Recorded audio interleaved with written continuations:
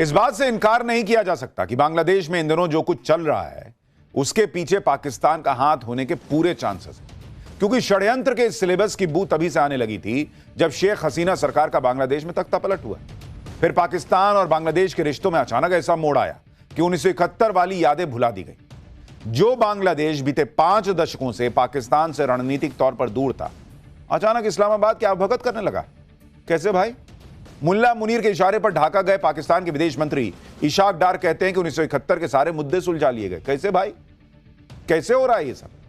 ऐसा तो है नहीं कि सिर्फ शेख हसीना या उनकी पार्टी ही इस दरमियान बांग्लादेश की सत्ता में रही। इसलिए मैं कह रहा हूं कि जरूर कोई बड़ी साजिश रची जा रही और उसके केंद्र में हिंदुस्तान है, हिंदू है, हिंदुत्व है। हाल ही में जारी भारत में विदेशी मामलों की एक संसदीय समिति की रिपोर्ट में कहा गया है कि 1971 की जंग के बाद भारत को बांग्लादेश में सबसे बड़े रणनीतिक संकट का सामना करना पड़ रहा है। ऑपरेशन सिंदूर से पहले असीम मुनीर पाकिस्तान का आर्मी चीफ था, फिर फील्ड मार्शल के तौर पर खुद को प्रमोट करवा लिया और अब चीफ ऑफ डिफेंस फोर्सेस बन बैठा। 7 महीने के भीतर इतनी तरक्की पाकिस्तानी सेना में किसी जनरल की पहले कभी नहीं हुई थी। एक तरफ मुनीर अपनी कुर्सी को मजबूत करने में जुटा रहा, दूसरी तरफ उसने बांग्लादेश के जरिए अपनी उन हसरतों को विस्तार देना शुरू कर दिया जिसे सो कॉल्ड मुस्लिम ब्रदरहुड वाली थ्योरी नाम देता है। हालांकि उसके इस एजेंडे से भारत का खतरा भी बढ़ गया है। खतरा नंबर 1, हिंदू अल्पसंख्यकों पर हमले बढ़ सकते हैं।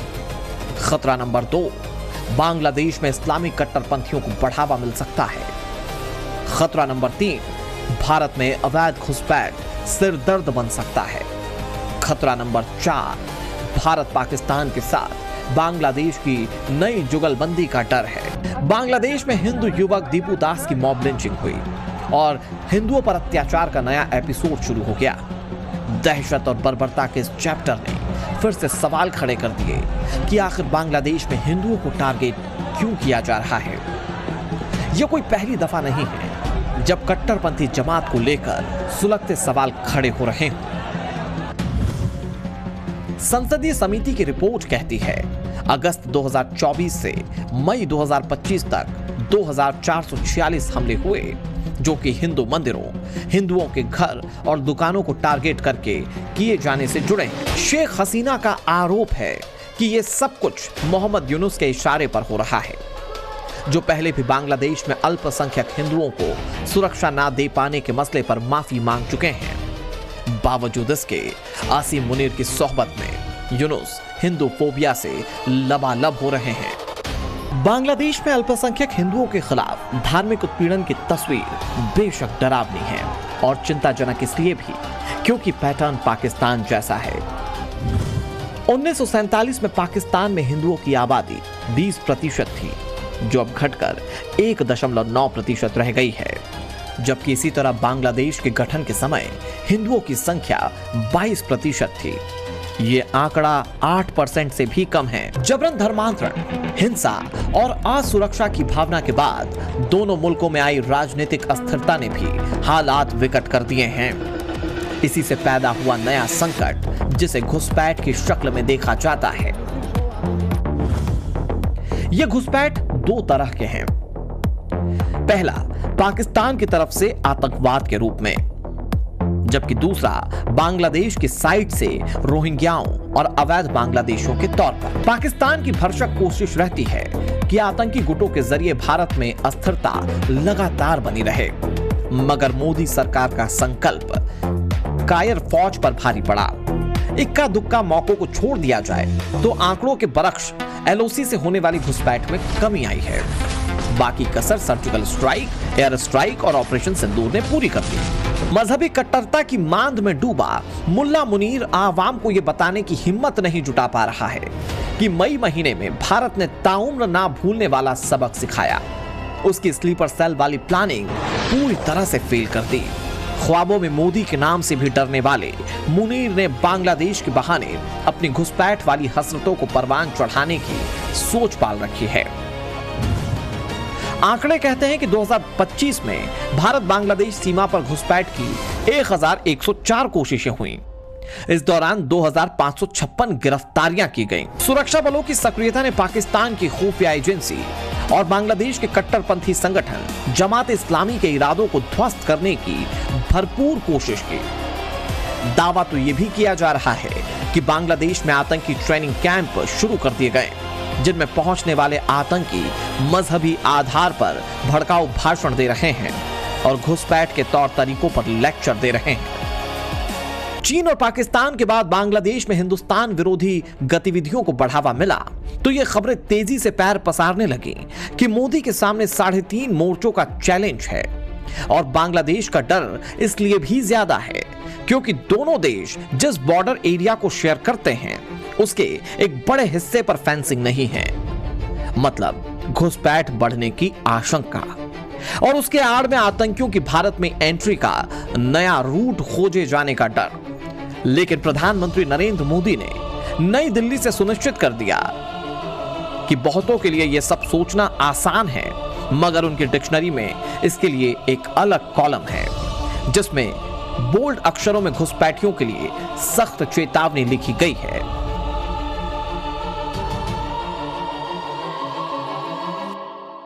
आप जो चुनौती लेकर के मैदान में आए ना, बस सुना तान करके उस चुनौती को स्वीकार करता हूं।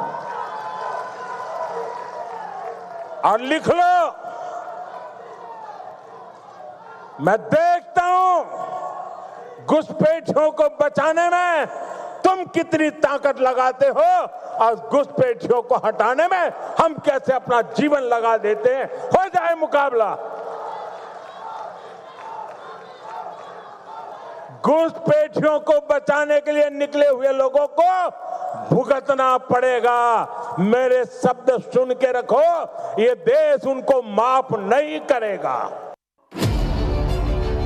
मोदी के इस आवाज को पश्चिम बंगाल से लेकर बांग्लादेश तक सुना गया, मगर एक फैक्ट यह भी है कि मुनीर के बहकावे में आकर मोहम्मद यूनुस उन संबंधों को प्रभावित करने में लगे हैं जिन पर भारत और बांग्लादेश की 2 दशकों की अथक राजनीतिक मेहनत है और इन बिगड़ते रिश्तों के बीच अपनी रोटियां सेकना चाहता है चीन। दूसरे विश्व युद्ध के एयरबेस लाल मोनिरहाट को शुरू करने के लिए चीन बांग्लादेश की मदद कर रहा है। यह एयरबेस भारत से मात्र 20 किलोमीटर की दूरी पर है। इसके अलावा मोंगला पोर्ट को लेकर मार्च 2025 में एक डील बांग्लादेश के साथ की गई है। इसके लिए चीन $370 मिलियन का निवेश करेगा। त्रिपुरा से महज 72 किलोमीटर दूर चटगांव पोर्ट के बहाने चीन की नजर नॉर्थ ईस्ट पर है। चीन यहां सबमरीन, सर्विलांस और रिसर्च वेसल के लिए इंफ्रास्ट्रक्चर बनाने की जुगत में है कि भारत की घेराबंदी के लिए पाकिस्तान ने सैन्य सहयोग भी दिया है और इसी मकसद के साथ पाकिस्तानी युद्धपोत PNS सैफ 1971 की जंग के बाद पहली बार चटगांव पोर्ट पहुंचा था। बांग्लादेश में कट्टरपंथियों की फौज तैयार करके मोहम्मद यूनुस और पाकिस्तानी मुनीर की नजर भारत के चिकन स्नैक पर है। चिकन स्नैक के बारे में हम आपको पाठशाला में पहले बता चुके हैं कि चिकन स्नैक को सिलीगुड़ी कॉरिडोर भी कहा जाता है और यह कॉरिडोर सिर्फ 22 किलोमीटर ही चौड़ा है। इस कॉरिडोर में बिहार का कुछ हिस्सा आता है, पश्चिम बंगाल का कुछ हिस्सा आता है। यह कॉरिडोर भारत के 8 उत्तर पूर्वी राज्यों को देश के बाकी हिस्सों से जोड़ने वाला एकमात्र रास्ता है। इसलिए रास्ता भारत की संप्रभुता और सामरिक दृष्टि से बहुत इंपॉर्टेंट है। अगर इस कॉरिडोर पर अटैक हो जाए तो भारत के बाकी हिस्सों का नॉर्थ ईस्ट का जो कनेक्शन है वो कटने का खतरा सीधे सीधे रहता है। भारत के चिकन स्नैक के एक साइड में नेपाल है, दूसरे साइड में बांग्लादेश है और एक साइड में भूटान है। इसके वेस्ट में नेपाल है, नॉर्थ में भूटान है और साउथ में बांग्लादेश है। सिलीगुड़ी कॉरिडोर के आसपास करीब 80 छोटे टाउन और गांव हैं। इसका कुछ हिस्सा बिहार के किशनगंज में भी आता है और कुछ हिस्सा पश्चिम बंगाल के दार्जिलिंग, उत्तरी दिनाजपुर, जलपाईगुड़ी, अलीपुर द्वार और कूच बिहार में आता है। कि हिंदू हेट की पराकाष्ठा लिखी जा रही है, उसे प्रधानमंत्री नरेंद्र मोदी दिल्ली में बैठकर देख रहे हैं, बाकायदा स्टडी भी कर रहे हैं। मोदी भले ही आधिकारिक रूप से बयान नहीं दे रहे, मगर इग्नोर भी नहीं कर रहे। भारत ने बांग्लादेश के उच्चायुक्त रियाज हमीदुल्लाह को एक हफ्ते में 2 बार तलब किया। भारत विदेश मंत्रालय ने बांग्लादेश में अल्पसंख्यकों पर हो रहे हमले पर चिंता जताई और उस फेक नैरेटिव को खारिज कर दिया जिसमें हादी के हत्यारे के भारत भागने की बात कही गई थी। प्रधानमंत्री नरेंद्र मोदी ने इसी बीच असम से नॉर्थ ईस्ट के विकास का मुद्दा उठाकर बांग्लादेश को बड़ा संदेश दिया। आज असम और पूरा नॉर्थ ईस्ट भारत के विकास का नया प्रवेश द्वार बन रहा है। मल्टी मॉडल कनेक्टिविटी के संकल्प ने इस क्षेत्र की दिशा और इसकी दशा दोनों बदली है। असम में नए पुल बनाने की रफ्तार, नए मोबाइल टावर लगाने की स्पीड, विकास के हर काम की गति सपनों को हकीकत में बदल रही है। ब्रह्मपुत्र पर बने पुलों ने असम की कनेक्टिविटी को नई मजबूती और नया आत्मविश्वास दिया है। आजादी के बाद के 6-7 दशक में यहां केवल 3 बड़े पुल बन पाए थे, लेकिन पिछले 1 दशक में 4 नए मेगा ब्रिज पूरे किए गए हैं। इनके अलावा कई ऐतिहासिक परियोजनाएं आकार ले रही हैं। प्रधानमंत्री नरेंद्र मोदी के जरिए नॉर्थ ईस्ट को भारत के विकास का नया प्रवेश द्वार बताना यह कोई नया नहीं है, लेकिन टाइमिंग बहुत अहम है। याद कीजिए, असीम मुनीर के बाद पाकिस्तान के दूसरे नंबर के आर्मी जनरल कहे जाने वाले साहिर शमशाद मिर्जा जब बांग्लादेश की अंतरिम सरकार की मुखिया मोहम्मद यूनुस से मिलने पहुंचे तो उन्हें एक किताब गिफ्ट के तौर पर मिली थी। इस किताब के कवर पर जो नक्शा छापा गया था उसमें भारत के पूर्वोत्तर राज्यों को बांग्लादेश का हिस्सा दिखाया गया, और यह इसलिए भी ज्यादा चर्चा में रहा क्योंकि पाकिस्तान के इंटेलिजेंस और टॉप लीडरशिप के लिए असीम मुनीर ने ढाका कैंप में शिफ्टिंग के कई दौर चलाए। 1971 के बाद नवंबर 2024 में पहली बार पाकिस्तानी कार्गो जहाज चटगांव बंदरगाह पहुंचा था। फरवरी 2025 में पाकिस्तान से 50,000 टन चावल की खेप बांग्लादेश भेजी गई। ये कई सालों बाद पहली बार इन दो मुल्कों के बीच सीधे व्यापार शुरू करने की पहल थी। अप्रैल महीने में दोनों देशों के विदेश सचिव ने ढाका में मुलाकात की थी। अगस्त 2025 में पाकिस्तान के विदेश मंत्री इशहाक डार ढाका गए। 13 साल बाद किसी पाकिस्तानी विदेश मंत्री का यह बांग्लादेश दौरा था। 21 अगस्त को पाकिस्तान के मंत्री कमाल खान ने बांग्लादेश में 4 दिन बिताए।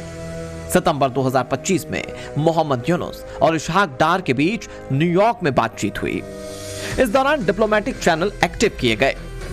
अक्टूबर 2025 में पाकिस्तानी आर्मी जनरल साहिर शमशाद मिर्जा ने बांग्लादेश जाकर डिफेंस और सिक्योरिटी कोऑपरेशन पर बातचीत की। अक्टूबर में ही पाकिस्तान सरकार के 2 मंत्री अहद खान चीमा और अली परवेज मलिक बांग्लादेश की राजधानी गए। अक्टूबर 2025 में दोनों देशों ने सैन्य सहयोग बढ़ाने, ट्रेनिंग एक्सचेंज और मिलिट्री टू मिलिट्री इंटरेक्शन बढ़ाने पर सहमति जताई। कि प्रधानमंत्री शहबाज शरीफ बांग्लादेशी सरकार के मोहम्मद यूनुस से बीते 1 साल में 2 बार मुलाकात कर चुके हैं।